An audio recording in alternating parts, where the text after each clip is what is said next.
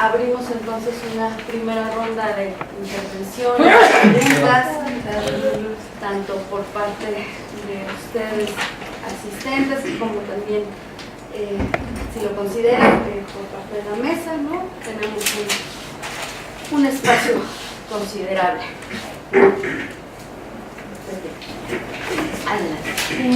Hola, muchas gracias a todos, muy interesante. Tengo dos preguntas para Marta. No sé si nos podrías contar un poco más sobre tu forma de elegir a las informantes, ¿no? Porque mencionaste la idea de que provenían de contextos muy distintos y tal, pero creo que sería interesante porque creo que dan un panorama como muy vasto, ¿no? Y la otra es como en esta idea de cómo se relaciona el cuerpo con la percepción social y la forma en que uno, bueno, las mujeres lo experimentamos, etc. No sé si porque creo que no lo escuché, pero no sé si esto es parte de tu investigación, te interesa como pensar también la percepción del cuerpo en términos de las relaciones erótico-afectivas, o ahora que escuché la ponencia, la lactancia sobre los procesos de maternidad, por ejemplo, pues que cambian definitivamente no solo el cuerpo físicamente, sino seguramente también la percepción sobre sí. Bueno, solo lo último es que creo que es muy interesante esta idea que tienes como de intentar después comparar con lo masculino, porque, o sea, bueno, estoy pensando como en el baile de los solteros de Pierre Bourdieu, ¿no? Y como hay más bien, en vez de como siempre se hace pensar que solo las mujeres tienen una respuesta o un cuidado sobre su cuerpo, los hombres también lo tienen y tienen un mercado sobre eso, ¿no? Y ya. Gracias. Voy a empezar por la última. Ya tengo las entrevistas hechas a los hombres, ¿sí? Ahí todavía no he sistematizado nada, ya están realizadas, también son 8 hombres, ahorita explicaré también cómo los seleccioné. Fue muy difícil, creo que es una pregunta que también yo le haría a la compañera, siendo mujer, preguntarle a hombres, ¿sí? Aunque pueda parecer estereotipado, etcétera, sí tiene mucho peso el estar hablando del cuerpo, de partes del cuerpo, del sexo, del placer, o sea, de muchísimos elementos que de repente pues ni siquiera a veces con amigos íntimos o incluso con la pareja, a veces ni siquiera se hablan en términos de parejas heterosexuales, ¿no? A veces ni siquiera con la pareja los conversamos, ¿no? Entonces ya tengo las entrevistas realizadas a los hombres y sí, mi idea es hacer pues, un estudio comparativo, ¿sí? El énfasis en las relaciones erótico-afectivas sí está, ¿sí? No por decisión mía de que aparezca explícitamente en la guía de entrevistas, sino porque surgió tanto con hombres como con mujeres, que ya me parece un hallazgo importante. Muchas veces ellos mismos y ellas mismas relacionan el hablar del cuerpo con el hablar de sexualidad, ¿sí? Yo no quise como detonar específicamente esa discusión, pero surgió, ¿sí? Y cuando se hablaba de sexualidad, se hablaba de la pareja, de relaciones sexuales, de partes del cuerpo, de masturbación, de placer, etcétera, de muchísimos temas asociados. Ahí me llamó muchísimo la atención, y lo digo con mucho pesar, ¿sí?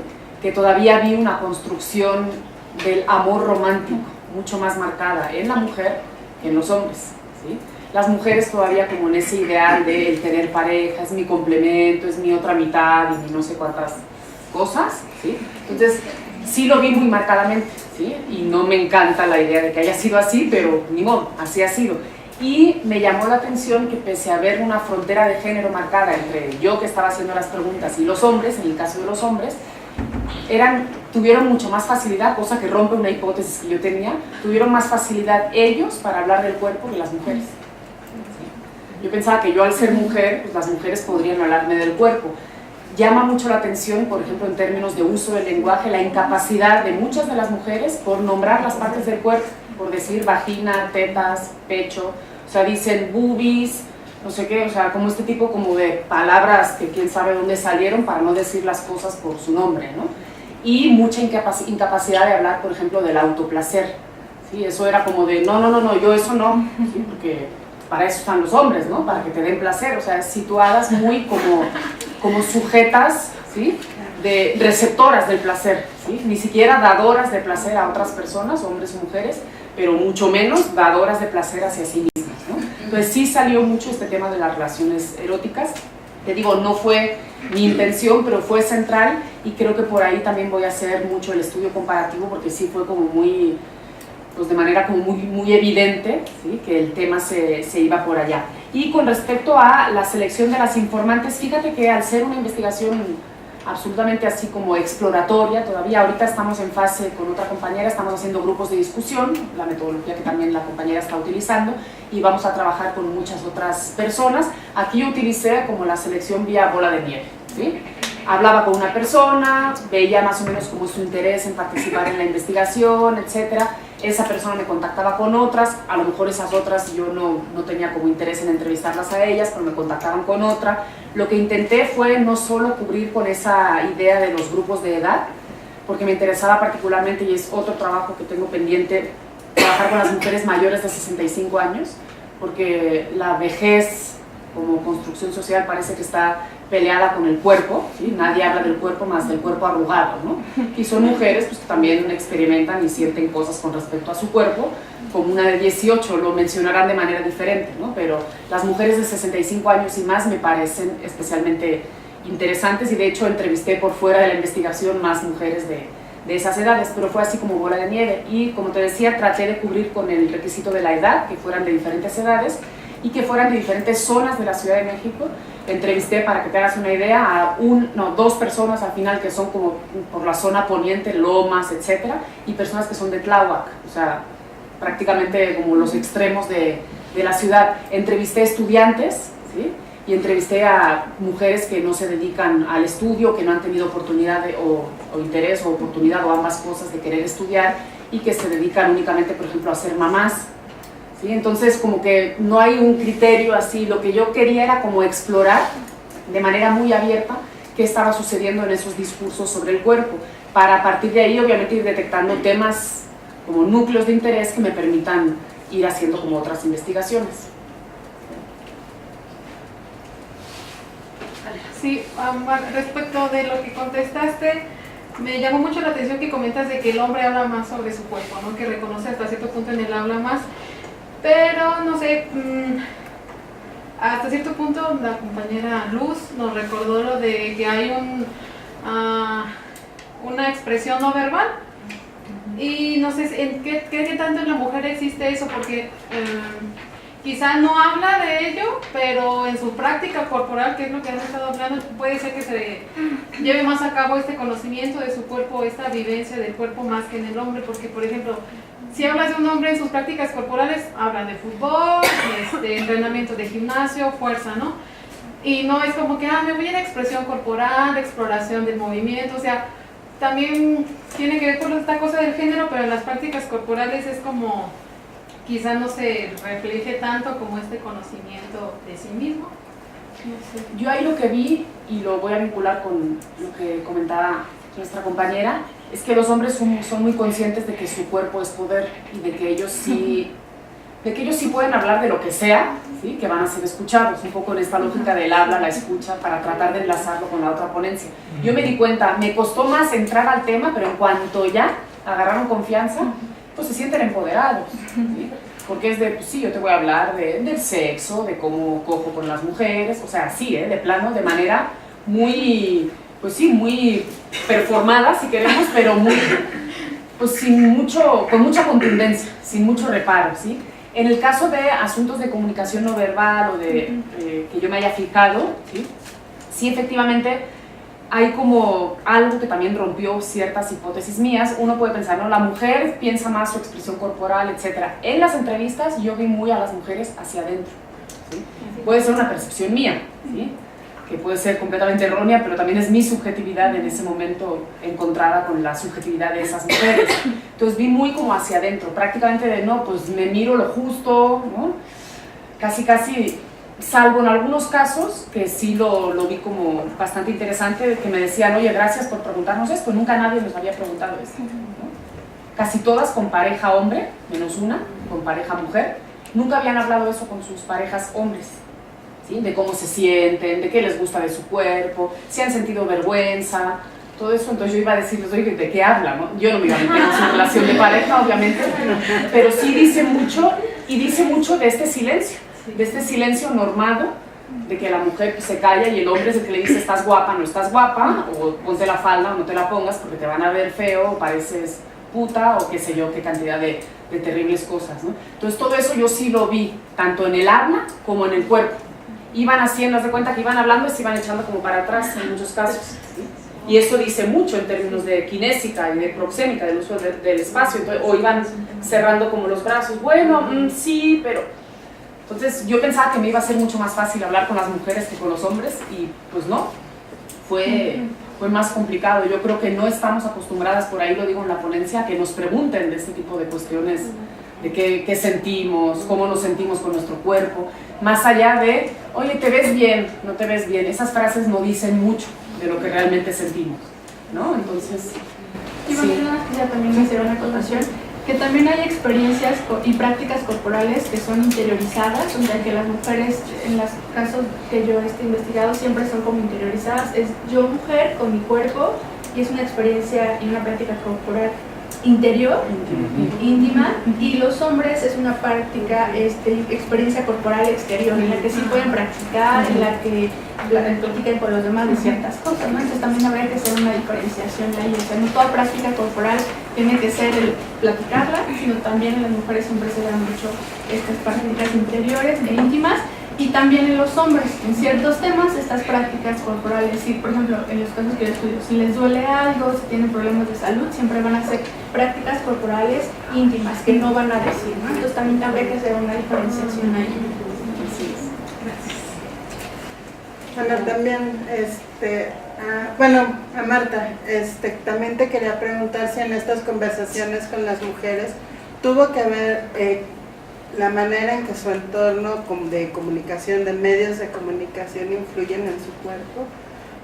Es decir, qué tanto se ven reflejadas en los medios de comunicación y los medios de comunicación influyen en su manera de verse, en su autoestima, por ejemplo, en su manera de construirse a través del cuerpo. No sé cómo explico. Ahí hay discursos completamente contradictorios y absolutamente transclasistas, ¿sí? En el caso de prácticamente todas las mujeres. Por un lado asumen que la sociedad y los medios crean estereotipos de belleza, etcétera, etcétera, ¿no? No asumen que ellas lo sigan, ¿sí? Según mi opinión, en el no asumir que lo siguen, ¿sí? Está el que sí los asumen, ¿sí? Sí, o sea, de repente es como el no soy racista, pero no quiero que viva un negro cerca de mí, ¿no? O sea, estos discursos tan terribles porque ya son absolutamente incorporados como naturales, como normales. Entonces todas ellas decían, sí, los medios construyen estereotipos, pero a mí no me importa eso, ¿no? 10 minutos después, híjole, es que no me gustan mis boobies, ¿sí? Y me las quiero operar. ¿De dónde viene esa necesidad por tener unos senos de determinada manera, perfectos, lo que eso significa que son perfectos? ¿Dónde lo han visto? Obviamente hay información que está mediada por los medios de comunicación, fundamentalmente por la televisión, que aunque ya no se estudia tanto, sigue siendo el medio hegemónico en un país como México, ¿no? Entonces, sí existe esa conciencia de la influencia de los medios de comunicación, pero como si fuera en las otras, en los otros, ¿no? Había, en el caso de una de las mujeres, era de la edad de 50 y tantos años, decía, es que mi hija siempre se basa en lo que dicen las novelas para adolescentes, ¿no? Tenía una hija como de 18, 20 años, me decía, es que siempre anda vestida como dicen en la tele, y criticaba ella a su hija, ¿sí? Después ella caía en lo mismo, ¿sí? Decía, no, es que me gusta tal actriz, cómo se ve, el peinado, y todo lo que me decía eran referentes también mediáticos. Entonces, no lo reconocían, pero sí estaba, por supuesto, con muchísima presencia, ¿no? O sí está con muchísima presencia, más que en el caso de los hombres, otra vez. ¿Y qué tan, es para cualquiera, qué tan asociado está esta necesidad de reconocer lo que sienten con la crítica entre las mismas mujeres o la aceptación entre ellas mismas? Porque creo que esta parte de amamantar, si es bien visto, es no bien visto, creo que lejos de ser solamente en el hecho de amamantar, tiene que ver con este contexto de la sociedad, de, oh, ok, si me pongo esta falda está bien aceptado, no está bien aceptado, soy buena madre, no soy buena madre, soy buena hija, o sea, como que hay que un mundo de cosas encima de las mujeres, entre las mismas mujeres, o sea, cómo es esta parte y cómo es que lo llegaron a interpretar dentro de sus investigaciones.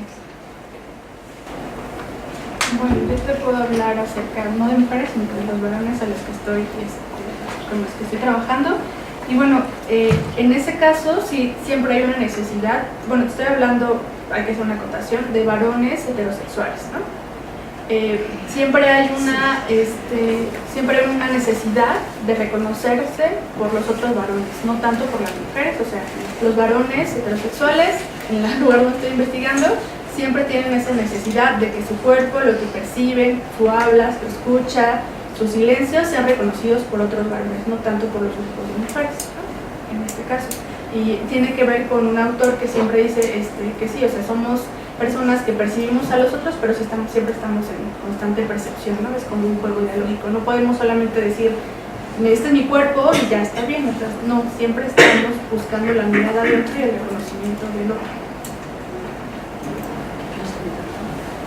No, digo, yo solo añadiría que sí, pues justamente una parte fundamental de la definición de las identidades de género tiene que ver con la vinculación afectiva que establecemos con los otros, ¿no? Y como señalaba Luz, justo el reconocimiento del par, ¿no? En el caso de los varones, del par varón, siempre juega como un componente muy importante en la propia definición que uno hace sobre sí mismo, ¿no? Igual, yo en la tesis de maestría también trabajaba con la influencia que ejercían los grupos de pares en la actuación de feminidades y masculinidades en las secundarias, ¿no? Y ahí esta valencia afectiva, ¿no? Muchas veces, en el caso de los chicos, estaba condicionada por los grupos de pares más cercanos, ¿no? En el caso de las chicas era interesante porque era la mirada de los otros, pero que estaban más alejados en el espacio social, lo que les hacía actuar una cierta identidad de género, ¿no? Por ejemplo, en la secundaria en donde estaba había una pandilla y era esa pandilla como la que condicionaba muchas veces lo que las chicas elegían para vestir en la escuela, no tanto sus amigas. En el caso de los chicos sí eran sus amigos, sus pares más cercanos, pero en el de las chicas era la mirada del otro, pero que estaba un poco más lejano, ¿no? Yo únicamente añadiría, en el caso de las entrevistas que yo hice, sí aprecié como una dualidad, ¿no? Primero, el arreglo personal casi siempre dirigido hacia los hombres, en el caso de 7 mujeres heterosexuales, una mujer lesbiana, ella se dirigía hacia las mujeres, pero el resto eran mujeres que dirigían su arreglo personal hacia la mirada masculina, pero, por eso expreso una dualidad, el miedo o el temor a la crítica viene más por parte de otras mujeres, ¿sí? Que eso también, pues desafortunadamente creo que lo hemos vivido muchas, ¿no? Entonces yo sí también lo percibí en los discursos. En el caso específico de lo de amamantamiento, que qué lástima que no esté Ingrid, porque a mí sí se me ocurrieron un montón de preguntas. Yo soy mamá de 2 mellizos, ¿sí? Y haga lo que haga me van a criticar otras mamás, ¿sí? O sea, ya llegué a la conclusión de que haga lo que haga.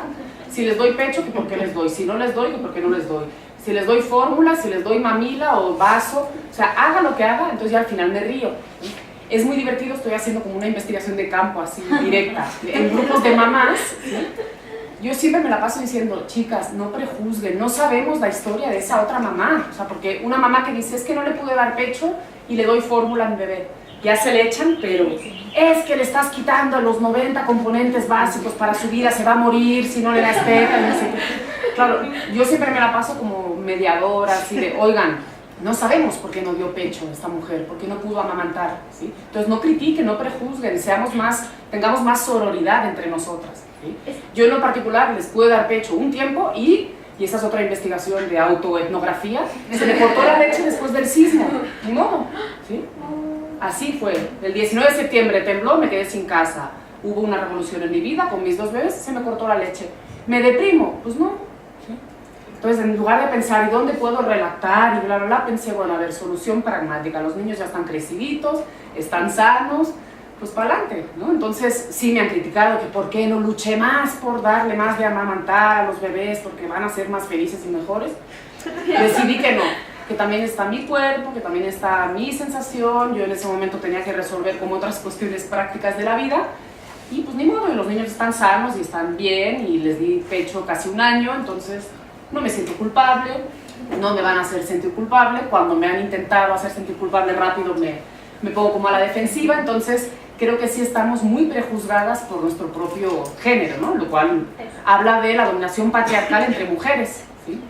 Y de esa misoginia entre nosotras mismas y de esa, ¿no? De esa crítica terrible. ¿Sí? Exacto, porque creo que en este contexto de sociedad está la mujer, pues, como que siempre vemos los hombres, pero nosotras entre nuestro mismo género juzgamos, es buena hija, es buena madre, pero quería saber un poquito acerca de esto, cómo lo habían potencializado ustedes, ¿no? Gracias.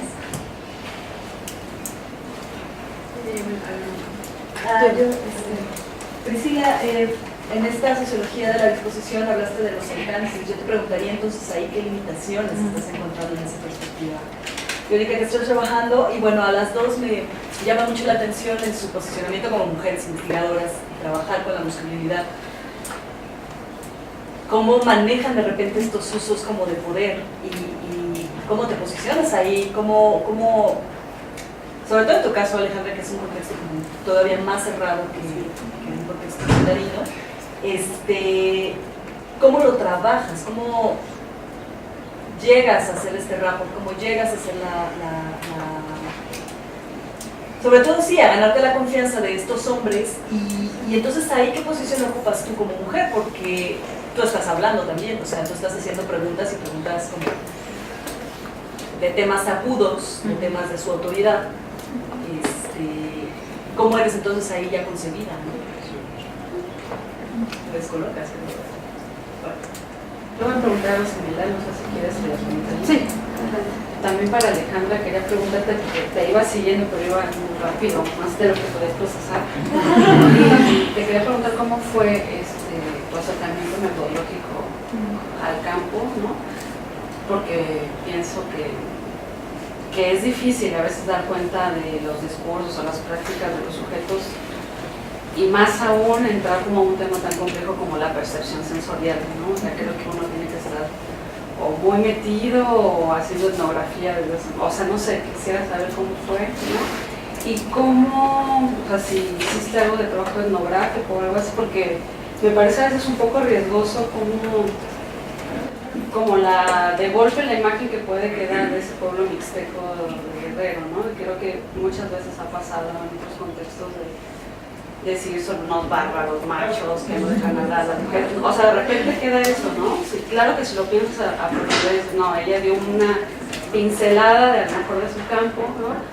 Pero quisiera un poquito que tenemos estos minutos que nos cuentes si pudiste andar en cómo son las prácticas de las mujeres, ¿no? A veces, en mi experiencia, creo que cuando hay estas comunidades muy que parecieran cerradas, ¿no? O donde los hombres hablan más en lo público, las mujeres tienen otras formas de organización y a veces deciden más en lo privado o le dicen a los hombres qué decir en la reunión pública donde se decide no sé qué, ¿no?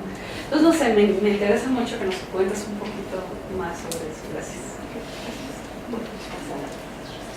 Bueno, sobre los límites de la sociología disposicional, tiene muchos, ¿no? Claramente. Acá un poco porque la idea de la ponencia era como enfatizar cómo es que las identidades de género implican esta construcción de una experiencia en términos sensoriales y afectivos, ¿no?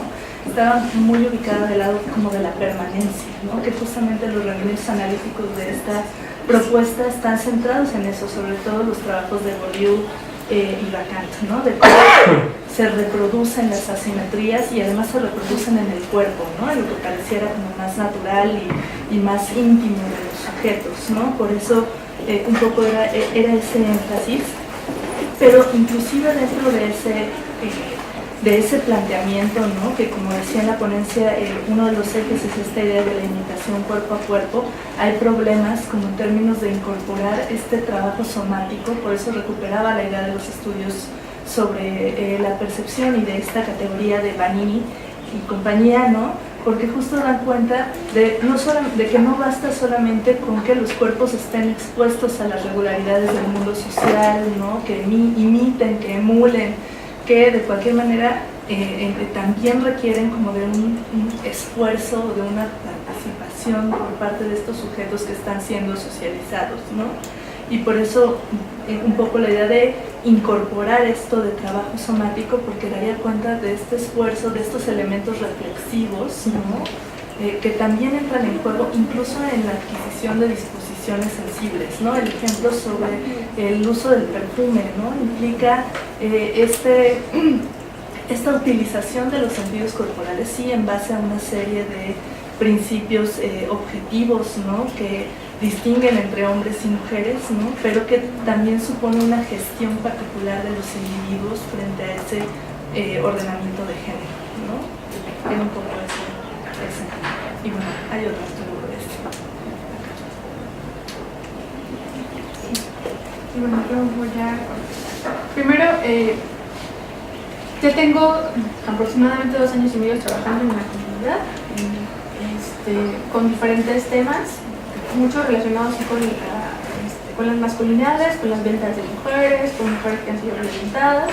Entonces, pues ese es como el contexto. Sí tengo algo de trabajo etnográfico, no solamente esta comunidad en específico que fue la que elegí, sino que muchos otros, bueno, los 19 municipios que integran esa región. Para establecer el rapport, yo creo que tuve 2 momentos. El primero pues fue participar en las reuniones comunales que hacen, o sea, yo no pude nada más llegar de lleno y decirle, oye, te quiero entrevistar, ¿no? O sea, primero fue inmiscuirme en la comunidad, participar, por eso ya una observación participante pasiva, porque fue estar escuchando nada más cómo se desarrollaban las comunidades, cómo era el comportamiento, cómo eran las relaciones de género, las relaciones de la familia, y después que ya me conocieron, que veía cómo estaban relacionándose entre ellos, pues ya empecé a realizar estos grupos focales, ¿no? Eso fue como lo importante. Y una de las cosas también en esta cuestión de la investigación es que yo no entré diciendo, bueno, pues mi interés es en las cuestiones de sensorialidad y de percepción, o sea, eso no fue mi tema. Yo sí entro con este grupo de hombres diciéndoles que yo quiero saber tus percepciones y tus emociones, ese tipo de cosas me cierran la puerta, ¿no? Entonces yo entré como estrategia metodológica, lo que yo hice fue entrar con otros temas, ¿no? Al ser una región que está la siembra de amapola, la rivalidad entre grupos de narcotráfico, pues la estrategia que yo busqué, pues quiero conocer tus tradiciones y que me hables sobre tu cultura, ¿no? Entonces, a través de ese enganche, que fue el que me hablaran de sus tradiciones y de su cultura, pues yo pude empezar a observar cómo se relacionan y todo lo demás, ¿no? Entonces, esa sería como pues, una de las estrategias, no hablar directamente de percepción ni de emociones ni de sentidos, es hablar de otro tema que aparte, como es un grupo indígena mixteco, sí tiene una característica que la división de género sí está muy marcada, ¿no? O sea, extremadamente marcada. O sea, los hombres son hombres y las mujeres son mujeres. La posibilidad que yo tenía es que yo era de la Ciudad de México, entonces era como foránea, tenía vínculos con una asociación civil, ¿no? Entonces tenían esta idea de, bueno, es foránea, es una investigadora, ¿no? Es una licenciada, entonces me permitían como la apertura, ¿no? Pero pues también el hecho de hacer la etnografía también fue posicionarme en que soy mujer, entonces había que hacer las normas que hacen las mujeres, ¿no? O sea, hacer la comida, no hablar de ciertas cosas, siempre no mirarle a los ojos directamente, ¿no? Entonces fue como mimetizarme con las otras mujeres, con las normas de género de otras mujeres, y a partir de esa mimetización y a partir de hablar de otros temas fue como yo pude empezar a obtener la información, ¿no? Entonces, un ejemplo de ello es en mis grupos focales, pues sí, no puedo mirar a los hombres de frente, ¿no? O sea, tengo que mirarlo rápido y agachar la mirada, ¿no? Esa es como una estrategia que yo aprendí así como sensorialmente.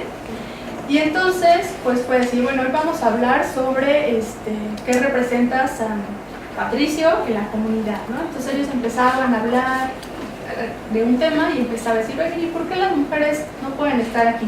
Ah, es que las mujeres son... Entonces un tema enganchaba a otro y entonces así iba como siendo. Fue un poco exhaustiva porque no podía hablar de lleno sobre el habla, sobre el silencio, sobre la escucha, ¿no? Tenía que hablar sobre política y sobre el habla, sobre tradiciones y sobre la escucha. Es como ir combinando los temas para que de pronto ellos no sintieran como de golpe esa información y sobre todo esa intromisión a su ser masculino. Y ¿qué más? Pues yo creo que eso sería. No sé si contesté sus preguntas o... Un poco las relaciones entre las mujeres. Las relaciones entre las mujeres. Pues, bueno, habría que situar. Sí tengo el trabajo etnográfico de las relaciones y la sensibilidad entre las mujeres, pero pues como mi interés principal en ese momento era hablar sobre la trata, sobre la venta de mujeres, pues me enfoqué sobre mucho estar percibiendo los hombres, pero siempre en relación con las mujeres. Las mujeres sí tienen esta cualidad de que si en público, en espacios públicos, sí son como unas sujetas pasivas, receptivas nada más, y en el ámbito privado pues sí se da la posibilidad de que entre ellas solamente y entre personas adultas nada más, o sea, personas casadas, empiezan a hablar sobre los temas que se hablaron en las asambleas comunitarias, ¿no? Pero solamente entre ellas, o sea, ni con sus esposos pueden hacer esta intromisión, ¿no? O sea, solamente entre ellas, y les digo, por eso el concepto, el factor edad es muy importante. O sea, si eres mayor de 18 años y ya estás casada, puedes hablar sobre esos temas. Si no, sigue siendo una sujeta pasiva receptiva nada más. De nada. Damos un fuerte aplauso a esta mesa. Son